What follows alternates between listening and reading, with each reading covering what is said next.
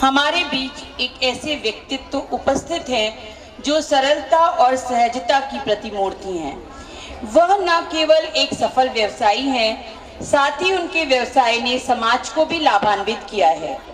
जिनके जीवन में ना शब्द हैं, अपने व्यवसाय से कमजोर के साथ भी खड़े हैं और उन्हें सशक्त बनाने वाले आदरणीय Shri Balram Gupta ji, new Durga light and tent house, जिन्हें पूरा शहडोल स्नेहपूर्वक बल्लू भैया कहते हैं, वो हमारे महर्षि विद्या मंदिर के एक पारिवारिक रूप से जुड़े हुए हैं। मैं प्राचार्य महोदय से अनुरोध करूंगी कि उनका स्वागत करें एवं राजीव सर से अनुरोध करूंगी कि उनका पिनिंग द बैच करें।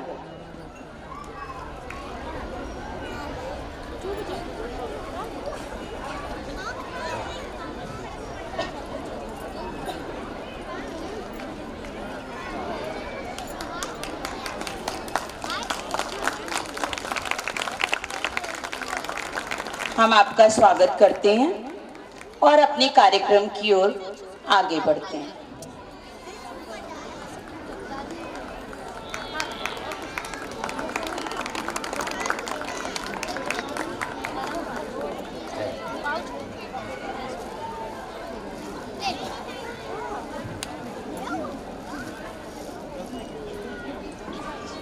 जय गुरुदेव। My name is Anjali. My name is Divyanshu. हमारे महर्षि विद्या मंदिर का प्रमुख आकर्षण है हमारा भावती ध्यान।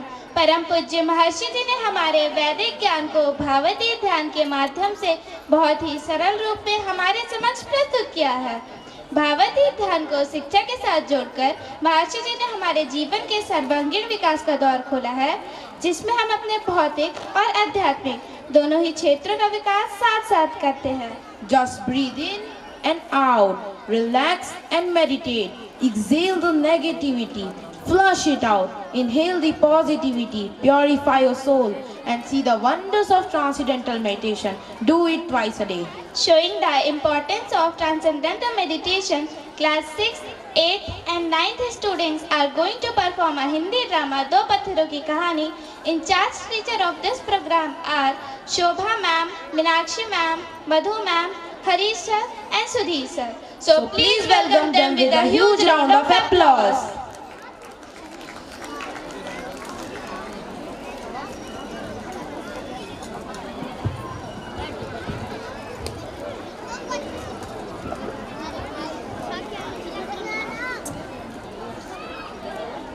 जय गुरुदेव मैम।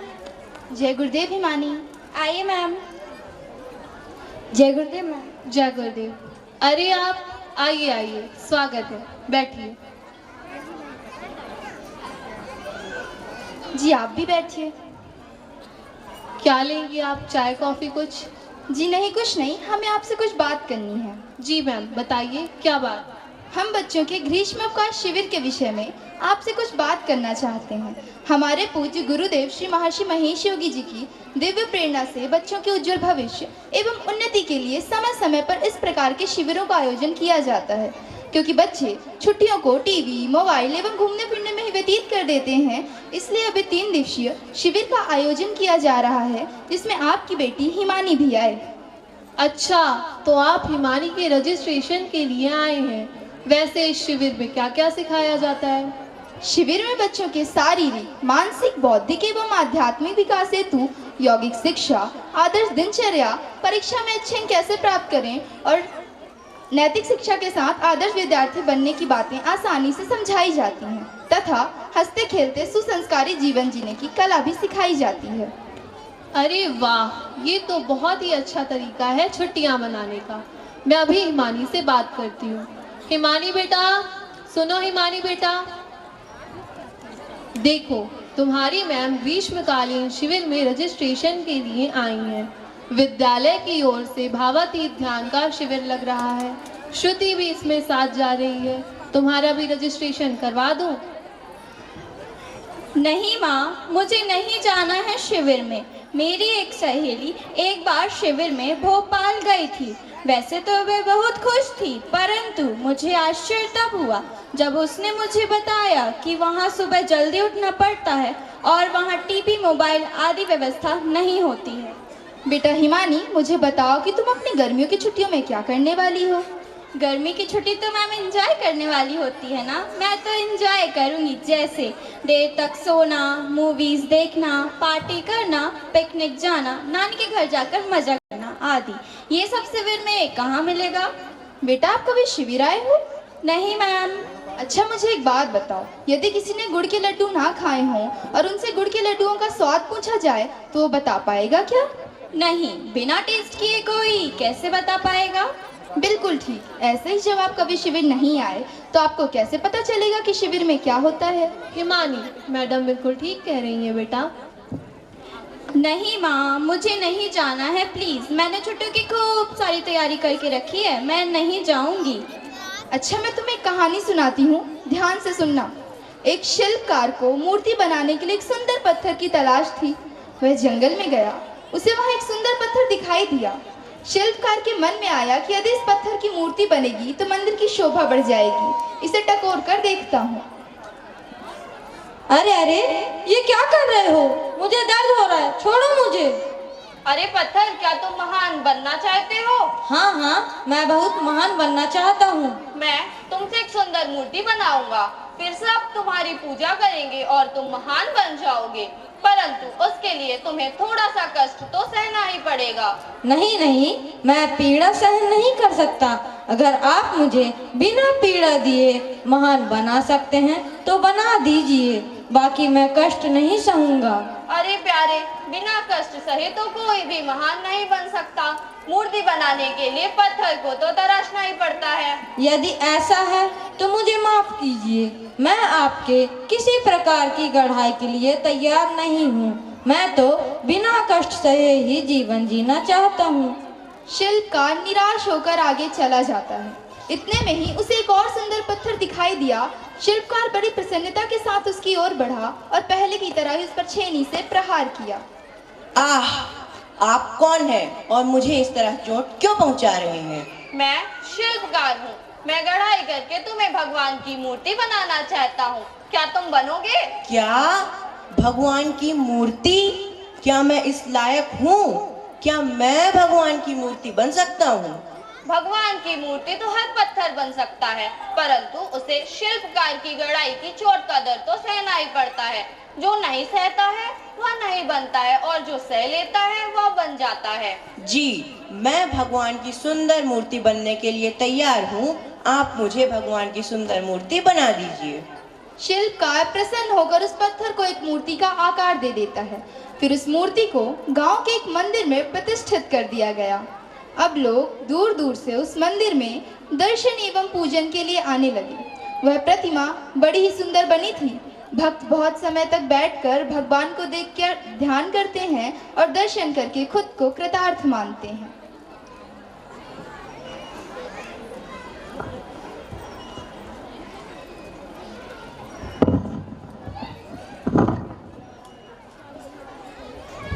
पंडित जी, यहाँ तो सारी व्यवस्था है, परंतु नारियल तोड़ने की व्यवस्था की कमी है, जिससे सभी भक्तों को परेशानी होती है।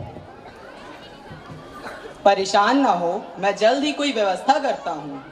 अगले दिन पुजारी जी नारियल तोड़ने के लिए पत्थर ढूंढने जंगल में गए। संयोगवश उनकी नजर उसी कमजोर पत्थर पर पड़ी और वे उसे उठाकर मंदिर के कोने में रख देते हैं।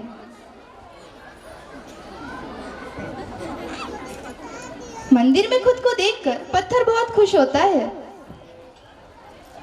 अरे वाह, मैं तो बिना गढ़ाई के ही मंदिर में पहुंच गया। अब मैं भी पूजनीय बन जाऊंगा। अच्छा जीवन है, बिना कष्ट सहे ही श्रेष्ठ बनकर जियो। दूसरे दिन जब सुबह हुई तो जैसे उस पत्थर पर गाज गिर गई हो। जो भी भक्त मंदिर में आता पहले उस पत्थर पर नारियल तोड़ता और यही क्रम सुबह से शाम तक चलता रहता। बेचारा पत्थर नारियल की मार से चीखता चिल्लाता रहता, पर कोई भी उसकी बात नहीं सुनता। जब एक दिन मंदिर में कोई न था तो थका हारा कमजोर पत्थर मूर्ति बने मजबूत पत्थर से बोला, अरे भाई, तुम्हारा भाग्य तो कितना अच्छा है। लोग आते हैं, तुम्हारी पूजा करते हैं, तुम्हें माला पहनाते हैं, परंतु मेरा भाग्य तो कितना बुरा है। सुबह से शाम तक तो नारियल की मार ही पड़ती है। सुनो, भाग्य नहीं, हमारा पुरुषार्थ ही हमारा भाग्य बनाता है। जीवन में यदि श्रेष्ठ बनना है तो उसे कष्ट तो सहना ही पड़ता है। शिल्पकार के प्रहार से कष्ट तो मुझे भी हुआ था, किंतु मुझे पता था यह प्रहार मुझे महान बना देगा। शिल्पकार मुझ पर यह प्रहार मुझे महान बनाने के लिए कर रहा था। यदि मैं भी तुम्हारी तरह उसका प्रतिकार करता तो मेरी भी यही दशा होती जो तुम्हारी है। अब कमजोर पत्थर करता तो भी क्या करता, सब कुछ उसके हाथ से निकल चुका था। बेटा हिमानी, मुझे बताओ कि इस कहानी से तुम्हें क्या सीख मिली? जिसे कुछ बनना होता है उसे तो कष्ट सहना ही पड़ता है, नहीं तो उसे उस पत्थर की तरह ठोकर खानी ही पड़ती। बिल्कुल ठीक कहा तुमने हिमानी। अब आपको कुछ समझ आया कि शिविर में आपको मजबूत बनाने के लिए सुबह उठना, सत्संग, प्राणायाम, योग, भावातीत ध्यान के साथ सात्विक भोजन कराया जाता है। भावातीत ध्यान धर्मनिरपेक्ष एवं विज्ञान द्वारा प्रमाणित है और ये सभी विद्यार्थियों के अच्छे उज्जवल भविष्य की नींव है। हमारे पूज्य गुरुदेव श्री महर्षि महेश योगी जी इन सभी नियमों का पालन करते हुए पूरे विश्व को अतुलनीय धरोहर भावातीत ध्यान के रूप में प्रदान की और पूरे विश्व में प्रसिद्ध है। जिसे महान बनना होता है उसे कष्ट और पीड़ा तो सहनी ही पड़ती है। बेटा हिमानी, अब शिविर में आना या ना आना तुम्हारे विवेक पर निर्भर करता है। मुझे भी तुम्हारी तरह घूमना फिरना, टीवी मोबाइल देखना, तरह तरह के व्यंजन खाना पीना पसंद था, किंतु एक दो बार शिविर में जाने के बाद मुझे अपने कीमती समय का मूल्य पता चला। तब से मैं एक भी शिविर नहीं छोड़ती तथा घर में भी दोनों समय 20 मिनट का भावातीत ध्यान नियमित रूप से करती हूँ। गुरुदेव महर्षि महेश योगी जी चाहते हैं कि भारत के विद्यार्थी सुख सुविधा के गुलाम ना हो। जब हमारे देश का बच्चा बच्चा सशक्त होगा तभी तो हमारा देश विश्व गुरु के पद पर आसीन होगा। मैडम जी, इन सभी बातों की ओर तो हमारा ध्यान कभी गया ही नहीं कि बच्चों को सुख सुविधा से ज़्यादा संस्कारों की आवश्यकता होती है। हम तो ये सोचते थे कि बच्चों को ज़्यादा से ज़्यादा सुख सुविधा दें ताकि उन्हें आगे बढ़ने में कोई कष्ट ना हो, लेकिन हमने पाया कि वो सुख सुविधा के गुलाम बनते जा रहे हैं।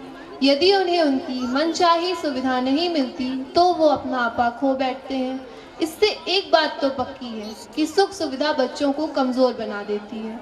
ऐसे में ही महर्षि जी ने इन शिविरों का आयोजन करके बच्चों को फूलों सा महकाने का बड़ा ही सराहनीय काम किया है। अब तो मुझे लगता है कि बच्चों को इन शिविरों में अवश्य जाना चाहिए। एक बार हिमानी से तो पूछ लीजिए। अब मुझे विश्वास है कि मेरी बेटी मना नहीं करेगी। क्यों बेटा हिमानी, जाओगी ना? हाँ माँ, अब मुझे पता हो गया कि मुझे उस कमज़ोर पत्थर की तरह नहीं बनना है, बल्कि मुझे तो उस महान मूर्ति बने पत्थर की तरह महान बनना है। और अब से मैं एक भी भावातीत ध्यान का शिविर नहीं छोड़ूंगी तथा हर एक शिविर में अवश्य जाऊंगी। जय गुरुदेव।